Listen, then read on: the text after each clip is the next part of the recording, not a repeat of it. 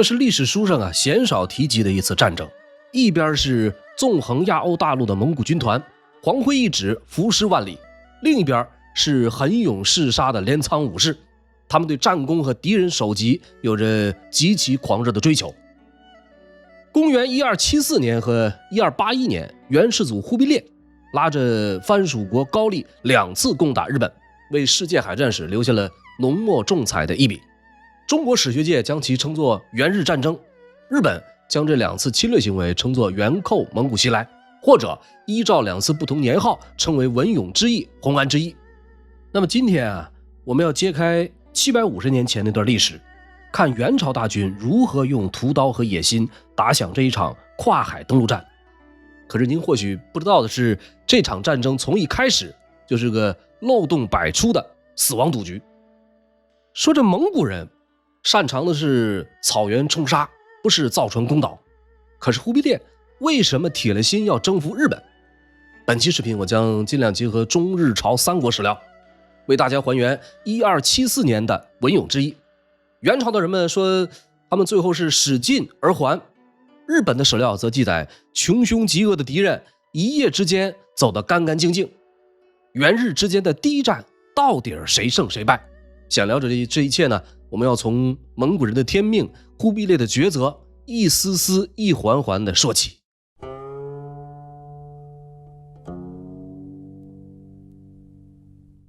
1271年，蒙古第5代大汗忽必烈在他过完生日3个月以后，将国号改为大元大蒙古国。元这个国号我们都知道取自易经，大哉乾元，万物滋始，乃统天。所谓乾元是天道的开始，万物依靠它繁衍生息，受其统治。中国的朝代名称从秦汉魏晋到唐宋辽金都是具体的地名。到了蒙古入主以后，用了一个十分抽象的元。为什么这么做呢？仅仅是对原本的大蒙古国的对弈，还是有意识形态的深意？历来众说纷纭。其中一个观点说，把元作为国号，是昭告天下自己才是真正的四海之内莫非王土，率土之滨莫非王臣，这种传统儒家思想里的宇宙大帝国，不受限于某一个特定区域。但是儒家思想到底能不能为刚刚崛起的元朝作解呢？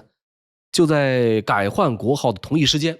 元日开战前的最后一名使者赵良弼正带着忽必烈的最后通牒前往日本。南边和宋朝还在紧张对峙，忽必烈为什么要急于出兵日本？有人认为他是为了征服南宋在布局，这明显解释不通。因为在南宋灭亡以后，忽必烈仍然对日本有着至死不渝的执念。这个问题也应该这么问，说忽必烈为什么出兵日本，出兵南宋，出兵占城，出兵安南，出兵缅国，出兵爪哇，出兵高丽？可以说四周的邻居几乎被他打了个遍。放眼24史也是只此一家，别无分号。为什么这么干？儒家思想恐怕是解释不通的。答案有，且只有一个，这是蒙古帝国本性使然。早在成吉思汗的时期，有过这样一段名言，他说，男人最大的乐趣在于镇压叛乱和战胜敌人，将他们连根铲除，夺走他们的一切，迫使他们结发的妻子嚎哭流泪，骑乘他们后背平滑的骏马，将他们美貌的后妃的腹部当作睡衣和垫子。这段话突出的只有一个核心，掠夺是蒙古战士的最大乐趣，也是游牧文明获取必要经济资源的基本操作。在成吉思汗的言传身教下，蒙古帝国的意识形态深植于心，以至于他的子孙后代个个都是拽王。13世纪初期，蒙古大军横扫欧亚大陆，西欧的统治者们听说蒙古部落里面有着一个信基督的约翰王，便纷纷派出使节前去拉关系。最典型的就是教皇英努森4世和法国国王路易9世。1246年方济各修士勃朗嘉宾历尽千辛万苦，携带国书来到蒙古帝国的首都哈拉和林，觐见了当时的蒙古大汗贵由。转一年，勃朗嘉宾给教皇带回了蒙古大汗的回信，打开来看，差点把教皇的鼻子都给气歪。贵由开口就表示这是我们的命令。他告诉教皇，从日出到日落的地方都已经被我征服，你本人位居一切君主之首，应该真心诚意的归降，并且立即前来为我们服侍侍奉我们。你如果不服从常承天的命令，不理睬我的命令，我将认为你是我的敌人。中世纪的欧洲啊，教权尊于王权，像贵由这样直截了当近乎于训斥的语气，对于教宗大人而言应该是破天荒头一回。欧洲历史上有一个著名的卡诺莎之辱，说的是神圣罗马帝国皇帝亨利四世因为和教皇格列高利七世有了冲突，被教皇革出教门。为了赎罪，亨利四世只好亲自前往意大利北部的卡诺莎城堡请罪，光着脚秃着脑袋在雪地里站了3天3夜才把事儿给平了。所以这样我们再来看贵由的回信，就相当于一巴掌甩到教皇脸上，你再怎么神圣也比不上我的弯刀。稍微让教皇有点心理安慰的是，西欧其他的君主从蒙古大汗那收到的信息大都一视同仁，一样的不礼貌。其中蒙古大汗给法国国王路易9世的信中还来了这么一句，说天上只有一位永恒的神，地上只有一位统治者，他就是神之子成吉思汗。勃朗嘉宾就是觐见贵由的那位，后来写了回忆录，其中说成吉思汗曾经专门颁布2条法令，要求蒙古人都不能违反。其中之一啊，就是蒙古铁骑要降服全世界，绝不同任何民族讲和，除非是对方先主动投降。如果从这个角度来看呢，作为黄金家族中第3代的忽必烈，想当宇宙大帝国的皇帝，并非凭空想象，也不是源自儒家思想，而是基于游牧文明的本性和传统。蒙古的大帝国主义思想或者意识形态，让当时的蒙古人觉得打仗是他们的天命，也是毕生的事业。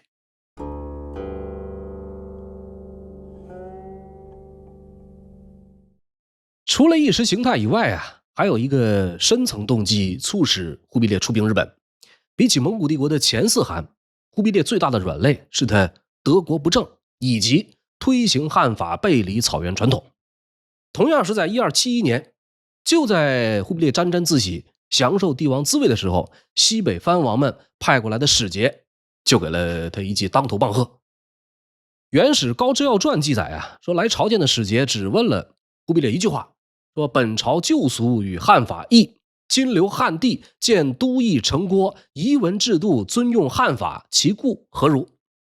说我们和汉人不同，现在你保留汉人的礼仪法度，究竟是为个什么？这里的西北藩王没有明确，可能是对忽必烈早就心怀不满的卧库台察克台后王，也可能是伊尔汗国的须列乌，或者金帐汗国的蒙哥帖木儿汗。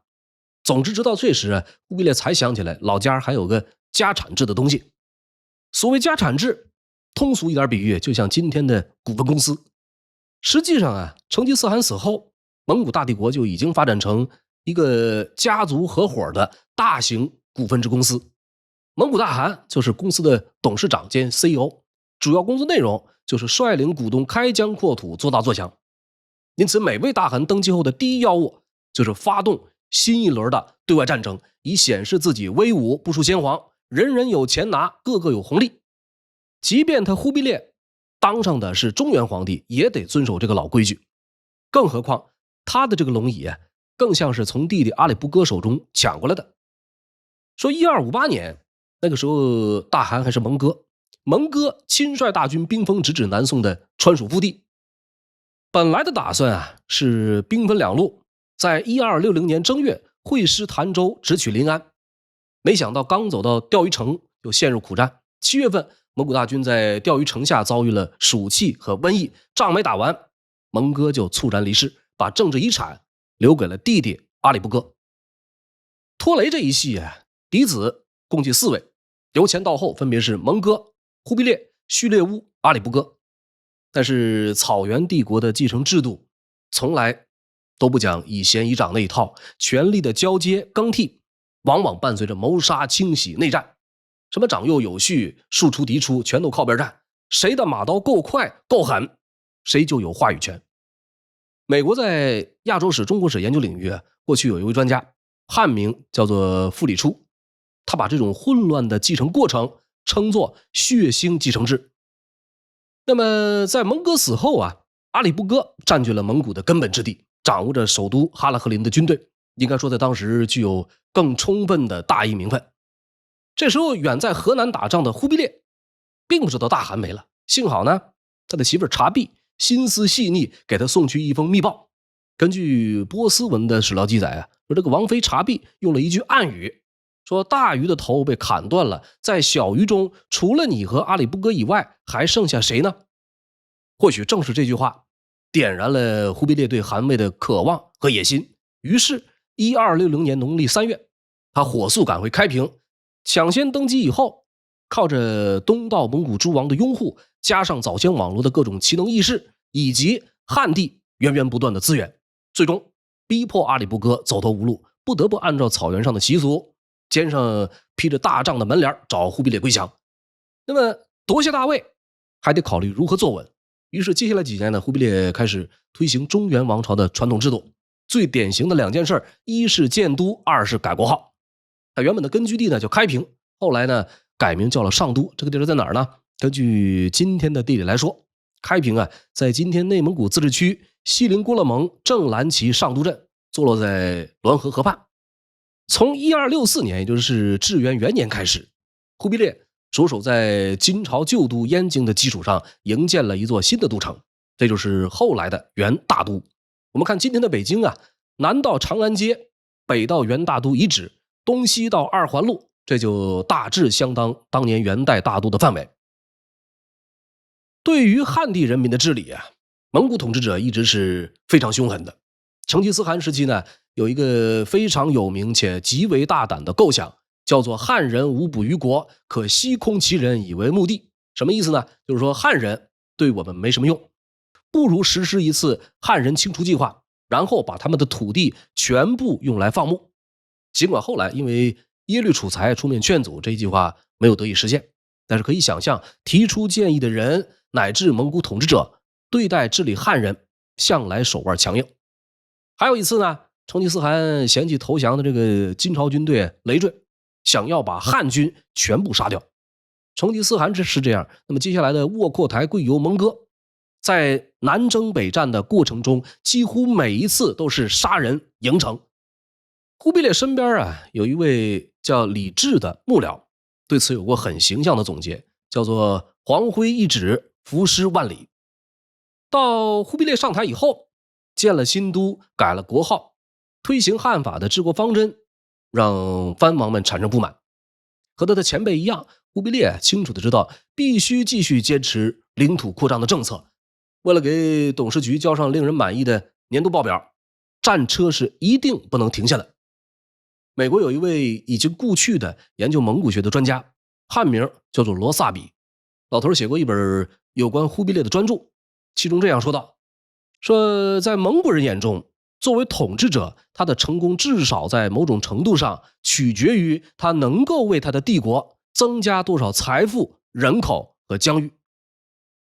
这种情况下，无论是为了证明自己的合法性，还是平息对他统治权力的任何疑问，忽必烈都必须给藩王们一个交代。西边北边已经是蒙古宗王的地盘，南宋前线还在对峙，再往南的安南、占城等国边城莫及，只有东边的日本最适合当做那只待宰的飞羊。那么这个时候，在忽必烈以及元朝朝野上下的心目中，日本究竟是个什么形象呢？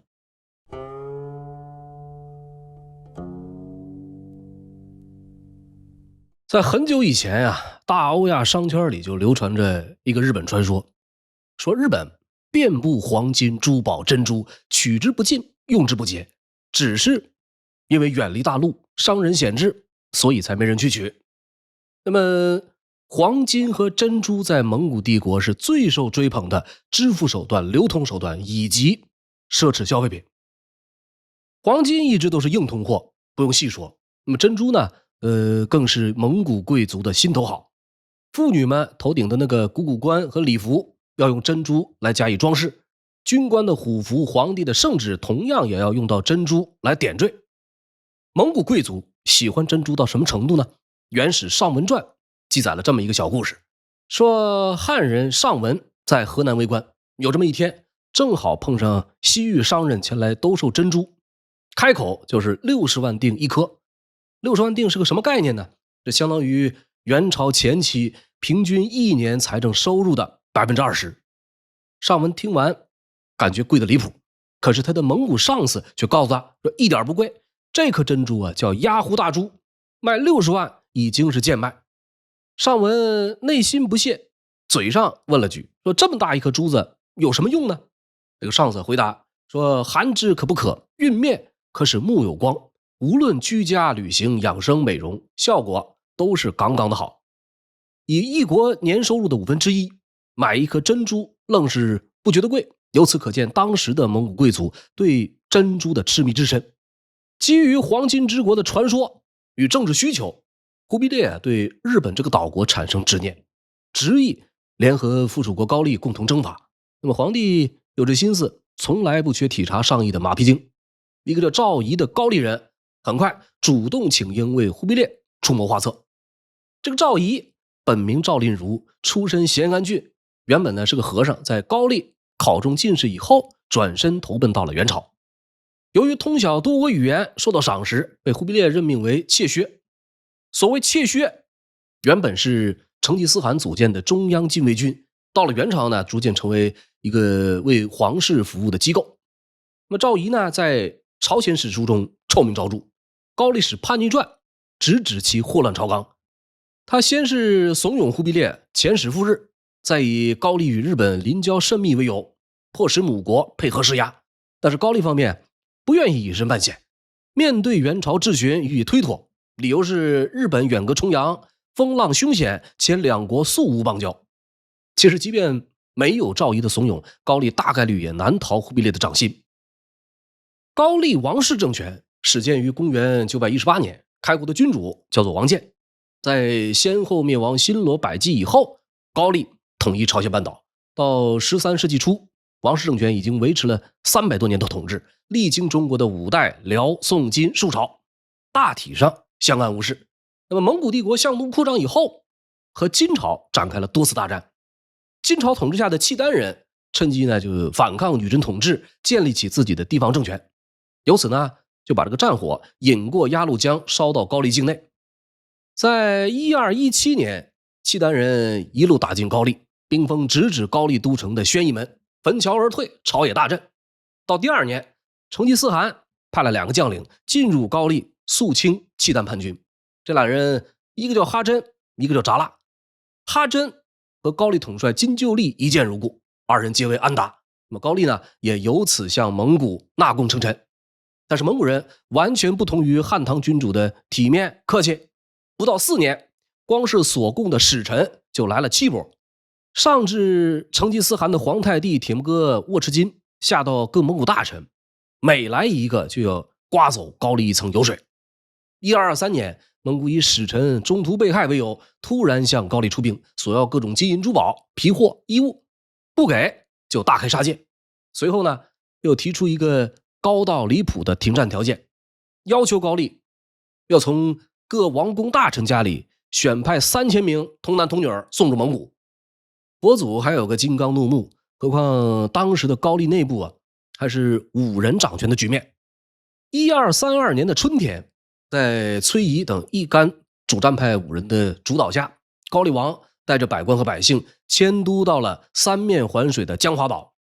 这个小岛风景秀丽，但是高丽君臣的目的不是来度假的，他们的目的呢是躲着蒙古人把战争拖下去。没想到这一拖就拖了近30年。1259年5月，高丽国王高宗死了，2个月后蒙古大汗蒙哥也死了。高丽当时的世子呢叫王舔，这哥们儿在前去朝见蒙哥大汗的途中得知了消息，改道北上，正好和忽必烈在汴梁不期而遇。据说王舔眉目如画，风度翩翩。忽必烈对相术很有研究，看人一向注重仪表，喜欢通过大臣的言谈举止判断这个人将来的成就。两人一见面深得欢心。不久以后，在忽必烈的支持下，王舔回国在江华岛继位，这就是高丽的元宗。王舔很有政治头脑，他深知这个高丽是弹丸小国，与其跟蒙古为敌，不如借助蒙古势力压制武将，帮自己多掌握一些权力。于是呢，在他的主导下，到1270年，躲了快30年的高丽朝廷迁出江华岛，蒙古人把这个江华岛的城池付之一炬。这段历史呢，叫做出水旧路。有蒙古的干预啊，高丽王室也开始重新执掌政权。从此以后呢，高丽与元朝的关系越走越近。为了显示两国交好，忽必烈还应元宗要求，将女儿忽都吕街里弥失公主下嫁给高丽世子王臣。那么这个弥失公主从此迷失在了朝鲜半岛。当然，元朝的这个亲家可不好当。不到1年，忽必烈就有了远征日本的想法。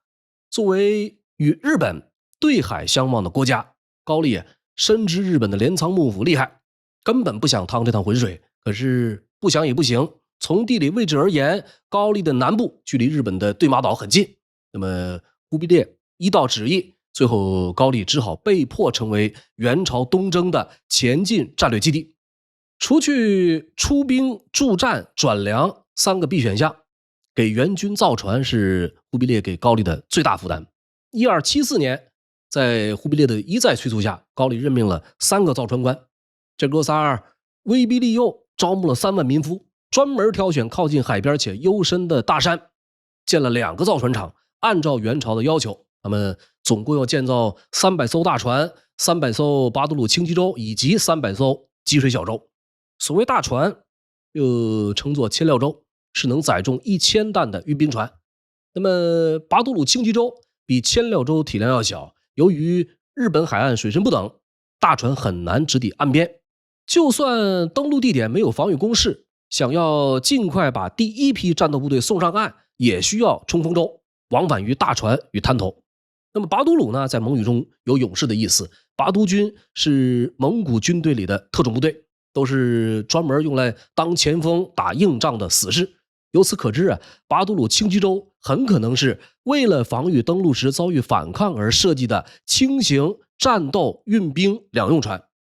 至于积水小船，则是为大船提供补给的后勤保障船。所谓兵马未动，粮草先行，即便海战也必然逃不出这个定律。如此巨大的造船任务，别说13世纪，即便放到今天，同等科技水准下，造船900艘也够喝上一壶了。不过皇帝的命令已经下达，面对这么个强悍的亲家，只能把牙咬碎了往肚子里吞。那么史记记载，当时的高丽全国一齐洛邑，庶务繁剧，期限急迫，机如雷电，民甚苦之。他们是生怕耽误了作战日程。那么高丽的总监督金方庆临时起义，说如果全按照蒙古提供的南宋船样，费时费力，恐怕不能按期交船，不如按照高丽船的式样进行建造。那么忽必烈呢，接受了这个提议，高丽就此就被牢牢绑上了东征的战车。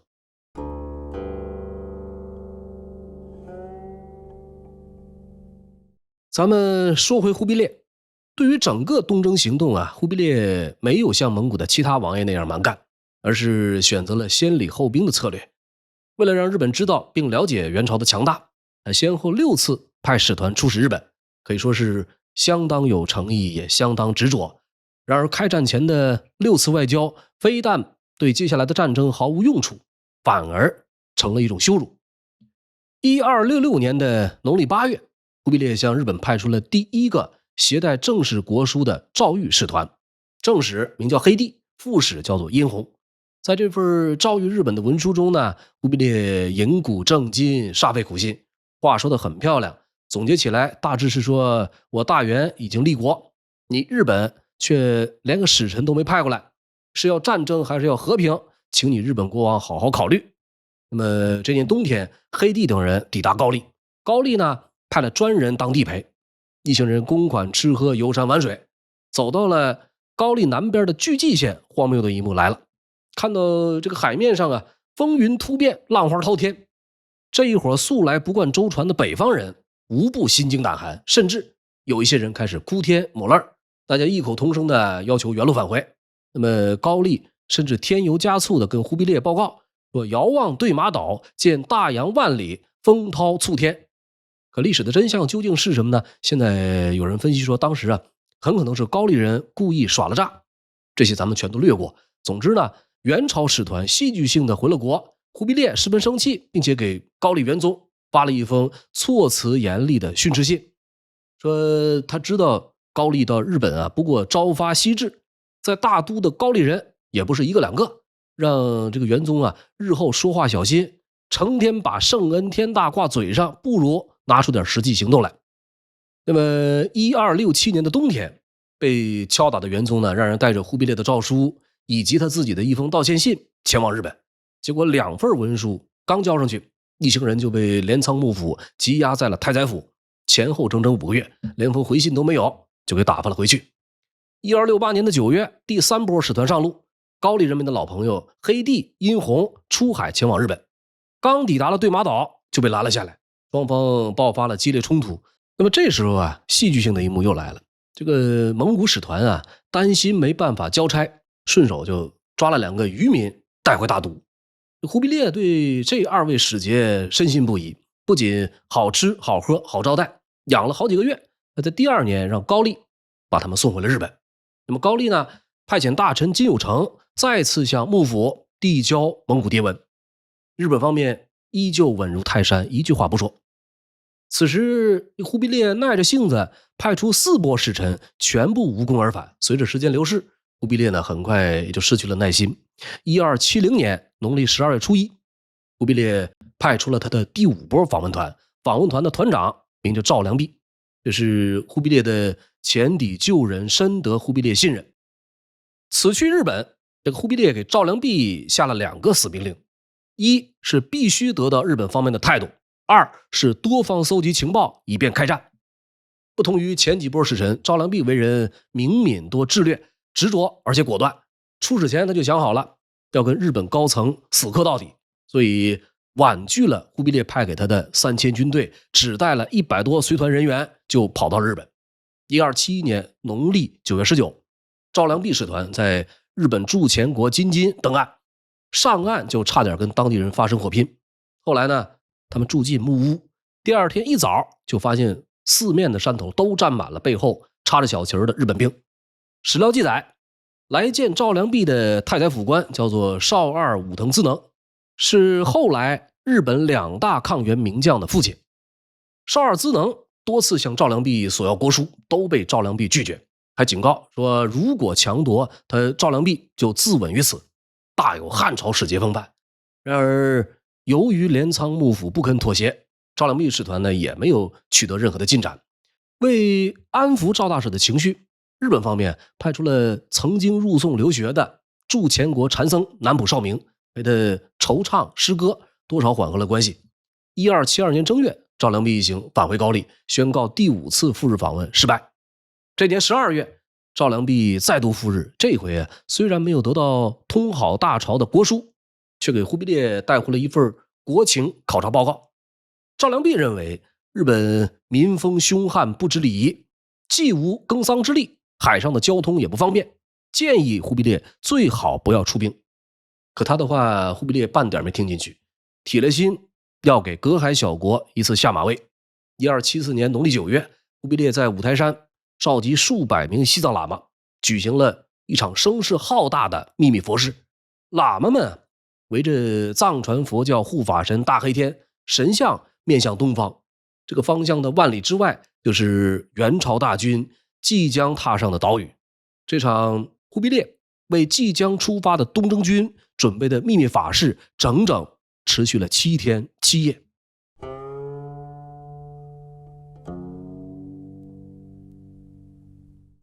可能有人要问说，这个蒙古铁骑横扫欧洲，日本天皇哪来的勇气跟忽必烈叫板呢？事实上，从忽必烈第1发诏谕开始，日本上皇后嵯峨天皇就被吓坏了，连50岁的生日宴都没心情办了。那么日本国内呢，更是上下骚然，万人惊叹。只有镰仓幕府不买忽必烈的面子。在当时的日本，政治的这个权力枢纽已经不在那些天皇以及退了位的出了家的上皇法皇，真正掌握权力的是镰仓幕府。幕府这个词源自古代汉语，它的本意呢指的是将军的营帐。日本幕府是古代日本在特殊情况下演变出来的权力高于天皇的中央政府机构，最高权力者是征夷大将军，也被叫做幕府将军。12世纪末呀，候鸟羽天皇任命东国武士集团的首领袁赖朝出任征夷大将军，袁氏设在镰仓的政治机构也改成幕府。这是个名义上拥护天皇，实际上由武士集团掌权的政治体制。到了忽必烈的时代，镰仓幕府的大将军也已经近似傀儡，最高权力旁落到外戚北条家族的手中。1268年3月初5，镰仓幕府第8代职权北条时宗就职。那一年呢，北条时宗才17岁，正是血气方刚的年纪。1269年，高丽使臣金有成护送俩对马岛渔民回国的时候，京都朝廷原本已经决定给忽必烈一份反牒。虽说内容写的也是不恭不敬的大话，但是在镰仓幕府强力干预下，京都朝廷连这份反牒也没能送出去。这个镰仓幕府之所以如此强硬，说到底他是担心步了高丽武人的后尘。就像高丽元宗出水救陆重新掌权，多亏了元朝的武力扶持和公主下嫁，这才让高丽正统王权不再受武人压制。同理可证，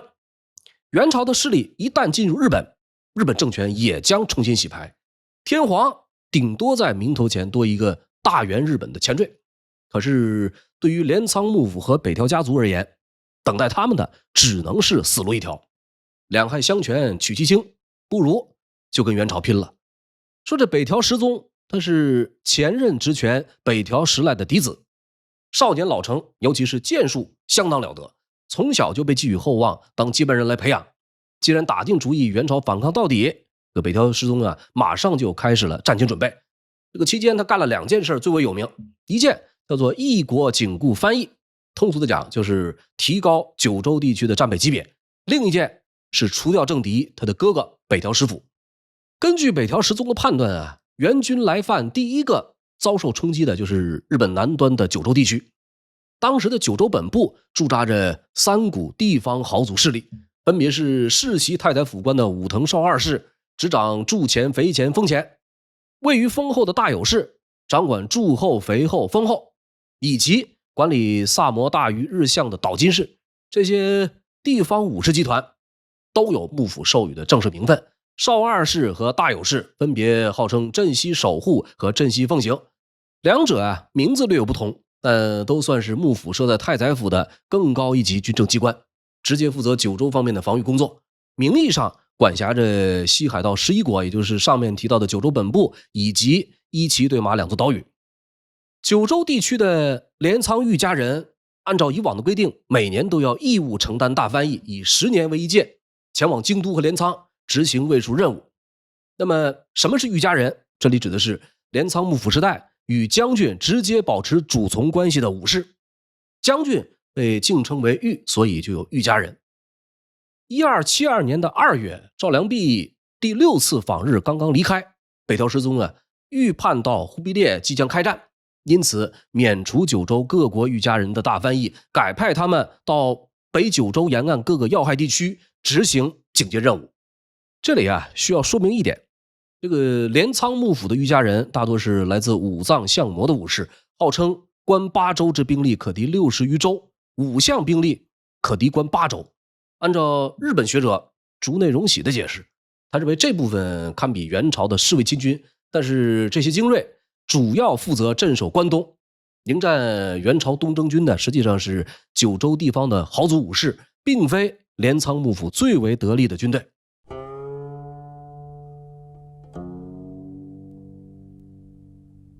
在中日朝3国的历史文献中只有日本将前后2次的战事是用当时日本的年号来命名的，首战叫做文永之一。北条时宗那边呢，在积极备战，忽必烈这边也没闲着。根据日本有关学者的考证，公元1274年，元朝至元11年，日本文永11年，高丽元宗15年，农历10月初3元朝东征军在高丽的合浦港陆续集结登船，900艘大小舰船，外加32300人，即将开赴日本战场。这其中除了6700个高丽水手以外，其余的25600人全是战斗人员。军队的组成非常复杂，大致可以分为2个组成部分。元朝的蒙汉诸军共计2万人，有15000人呢是从国内抽调的一批屯田军、女真军和水军，有4500人是元朝在高丽设置的屯田经略司的部队。这其中啊，有一部分是蒙古军，野战经验丰富，实力强悍，但人数不会太多。还有500人呢是忽必烈赏识的高丽骁将洪俊祺的直属部队。除了这2万人，另一个组成部分是高丽将领金方庆率领的5600名高丽军。和日本方面啊不谋而合，元朝最为精锐的部队大多分散在漠北、西北和南方的江淮前线，很难调集。军队是七拼八凑的搞定了，那么忽必烈任命的将帅又如何呢？4个字形容：诡异莫名。为了出兵日本，元朝专门组建了一个叫东征都元帅府的部门，里面分设征东都元帅、左副元帅和右副元帅，一共3个主要官职。其中这个总司令都元帅在历史上就很迷，此人在元史和高丽史里啊，一会儿叫新都，一会儿叫忽敦，不排除有阵前易帅的可能。这里呢，我们以后出现的忽敦为主。那么除了都元帅忽敦，他的2个左右副手分别是右副元帅高丽人洪俊祺，左副元帅汉人刘福亨。忽敦、洪俊祺、刘福亨外加一个高丽主将金方庆。忽必烈为了征服日本委以重任的这几位人物，实在是极为普通的角色，尤其是和中统至元之间的那些真正意义上的名将相比，简直好比拿萤火比之日月，黯淡无光。如果非要打个分数，最多也就能算得上当时的3流水准。这一年的10月初3啊，900艘舰船浩浩荡荡驶离合浦港，首要目标是日本的太宰府。元朝东征军终于出海了。那么太宰府呢，坐落于九州北部的驻前国，是统辖西海道9国和对马、伊岐2岛的派出机构。镇西奉行就驻守在这里。唐朝中期，太宰府成为日本海外贸易的中心基地，其北面的门户就是繁荣的贸易港波多湾。10月初5啊，东征军的先头部队抵达对马岛，对马岛的日军兵力不足1000人，元朝东征军很快就占领了这里，开始对岛上烧杀抢掠。岛上居民男子或杀或擒，女人都用绳索贯穿手掌绑在船舷上。8天以后，东征军开始向着距离波多湾最近的伊岐岛进发，并且迅速将其占领。至此，东征军占领了对马、伊岐这2个补给线上最重要的站点。本来东征军的前几战打得非常顺利，战争的走向呢全在向东征军倾斜，可在战乱之中，竟然有几个命大的日本人逃回了太宰府，这是一个战略失误。九州地区的武士收到元寇来袭的消息，很快集结到了波多湾。据统计，当时九州集结的总兵力是102000余人。除此以外，东征军10月初5抵达对马岛，10月14进攻伊岐岛，10月19杀入波多湾，前后停留了至少14-15天。这些间隔时间，东征军的主力部队据说都在集结和休整。整个战争中唯一一次可以达成奇袭的机会，也就这样被白白浪费掉了。九州的日本军啊，名义上的总指挥是46岁的少二京资，在前方负责实地指挥作战的则是少二京资的弟弟少二景资。九州地区的安全和少二一族的家族势力有着莫大的干系，也和九州其他武士家族的利益息息相关。因此太宰府收到敌袭消息的第一时间，这些人就已经做好了奋力一搏的准备。很难想象的一点啊，是镰仓武士居然也是以骑射为主的战士。在镰仓前中期，骑乘战马以弓箭来射杀的打法盛极一时，直到元日战争过后，太刀之类的劈砍兵器才开始取代弓箭在日本的地位。镰仓武士最正式的甲胄被称为大铠，主要由头盔、盾甲、大袖3部分组成。他们使用的弓箭啊，一般采用竹木制作而成。相比短小的蒙古骑射弓，日本弓的长度接近 2.5 米，射出的箭矢又重又长。日本刀百炼精纯，极为锋利，自唐代以来就一直口碑极佳。和镰仓武士相比呢，元朝东征军啊，主要由携带短刀、环刀、长枪、战斧的轻骑兵和轻步兵组成。甲胄方面主要是柳叶甲和罗圈甲。很显然的一点呢，是镰仓武士的个体防护程度要明显好过东征军。在护甲处于下风的情况下，元朝军队也有不容忽视的优势，除了集团作战配合密切以外，他们的弓箭平均射程达到200米以上，比日本军高出1倍有余。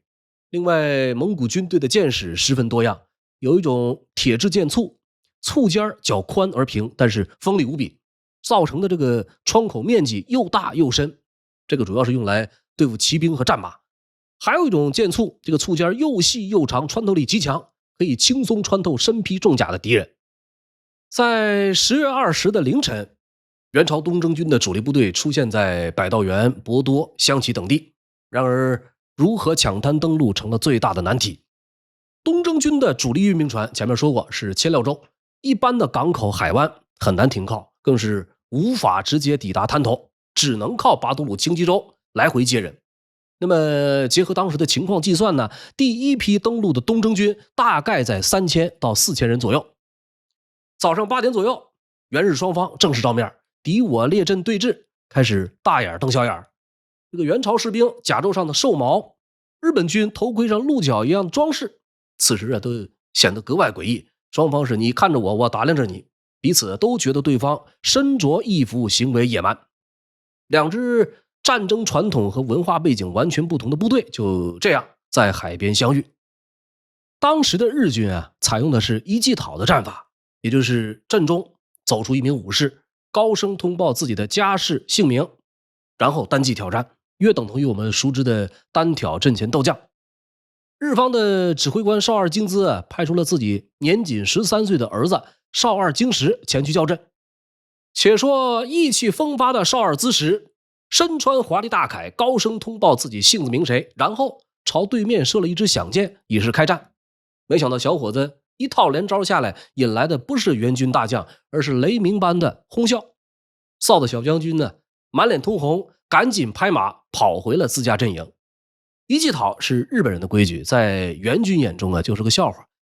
相比于日式1对1元朝的军队更喜欢大开大合的两军对阵。只见都元帅呼敦一声令下，数十名赤膊壮汉擂响战鼓，霎时间震耳欲聋。紧跟着呢，阵前的千户百户军官高声大喊大元，全军士兵齐声回应杀杀杀。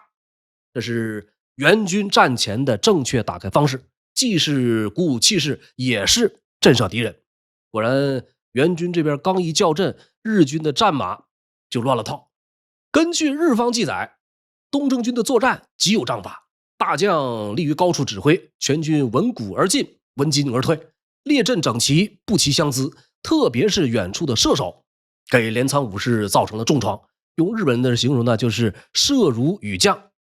武士们还没等冲杀阵前，就会被箭雨射伤。据说呢，由于元军在箭头上涂有毒药，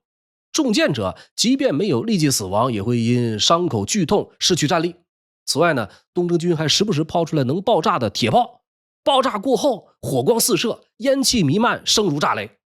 可是尽管战术上占了上风，但是在人数上元军却完全没有优势。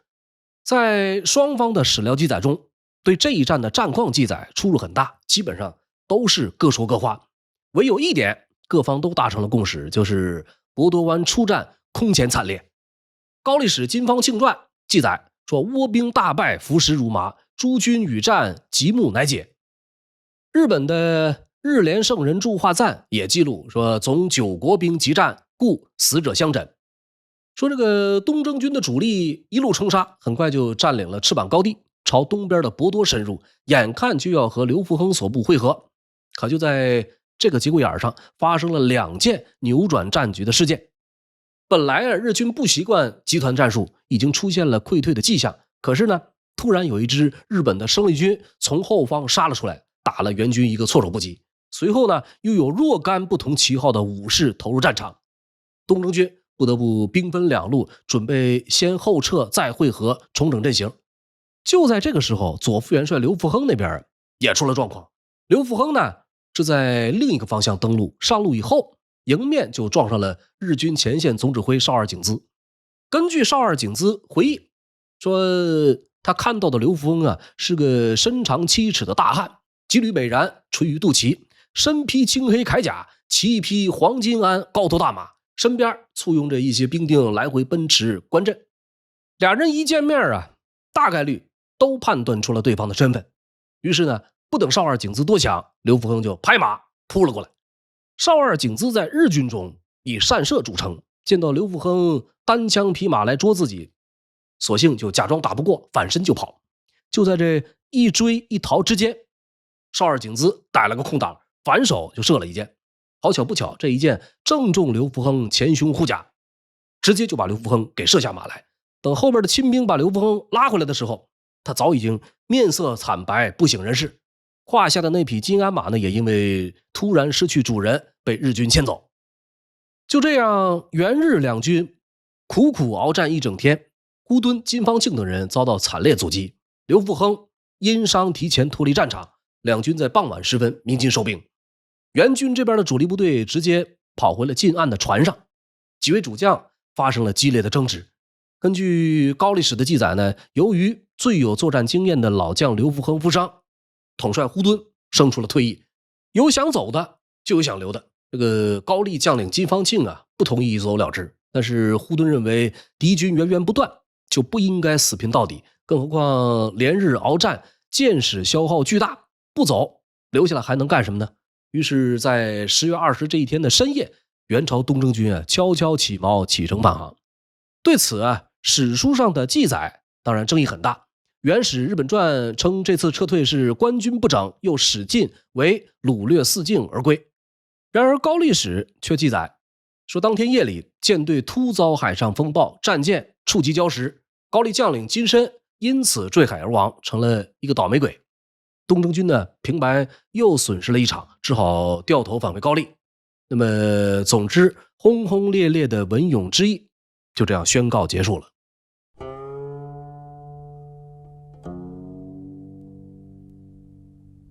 为了成为文勇之役的胜利者，元日两边的将领乃至史家都发挥了极为重要的作用。先说元朝，1274年农历11月27，在海上颠沛流离1个多月，东征军终于看见了合浦港。可能是由于遭遇风暴的缘故，花了比去时多1倍的时间，又是海上救援，又是集结失散的舰船，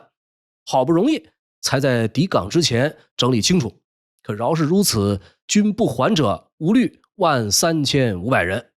人员损失将近1半。然而仗打得再烂也得回京复命。这年年末，出征将领返回高丽，年关刚过，三大主帅呼敦、洪俊祺、刘福亨奉命回到元大都，向忽必烈做战后报告。在这件事上呢，3位将领发挥了集体想象力，将这场折兵损将的战役定性为掳掠四境而归，